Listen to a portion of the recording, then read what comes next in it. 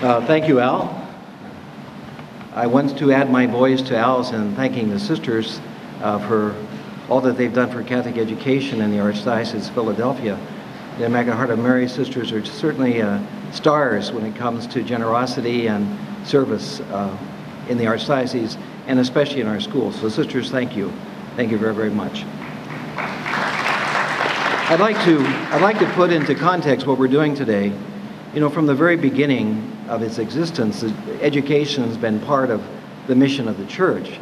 You know, to help people know God, and also to know the dignity of human life and all the important parts of what it means to be a human being.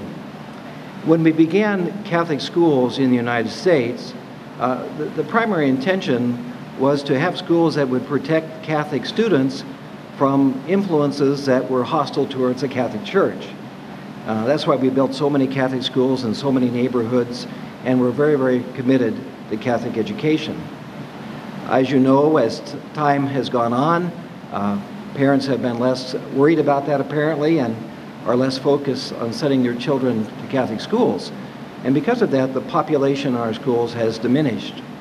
You also know that if you read the newspaper or watch television, that the Archdiocese of Philadelphia has severe financial problems these days, problems that were caused basically by underwriting and subsidizing schools that couldn't pay for themselves and parishes that haven't been able to pay for themselves. Because of that, we find ourselves in a very difficult situation today in terms of supporting what we call mission schools. You know, mission schools are primarily schools to help the underserved parts of our community, where they don't have the opportunity for education that students would have elsewhere. And the Church needs to do this. Even if the students aren't Catholics, we need to help the poor to have a good education so that they might rise to the dignity that God gives each one of us. And so I'm very, very proud of our mission schools. And it would be a terrible thing if our mission schools couldn't function. Because of our financial difficulties, a group of laymen have come to the rescue of these schools.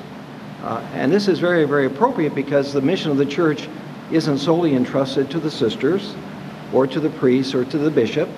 The responsibility of the mission of the Church belongs to all of us who are Catholics, the laity as well as the clergy and religious. It's very, very heartening for me to notice that the lay people of the Archdiocese of Philadelphia are aware of that responsibility and of their vocation. And I'm very, very grateful to Brian McElwee and all those who are members of the board of the Independent Mission School System for committing themselves to do this extraordinary thing, to step in where the Archdiocese itself has had a hard time fulfilling the responsibility. So I'm very, very grateful to you and to all the members of the board who associate themselves with you, Brian.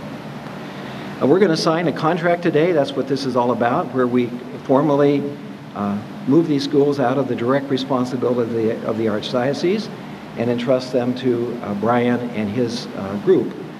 That doesn't mean the Archdiocese is getting out of the situation. You know, we're just entering into a partnership. You know, the schools still are our schools, and we still have, parishes still have a fundamental responsibility for them. But we have a very generous group of people who are going to help us run those schools to make them more efficient and to find the funds to make this mission of our Church effective. So it's time now for us to sign that document and begin a new adventure, one that I'm very excited about and very grateful. I'm very grateful to be the Archbishop of Philadelphia at the time when we're able to begin this new and exciting adventure. So shall we sign it? We shall.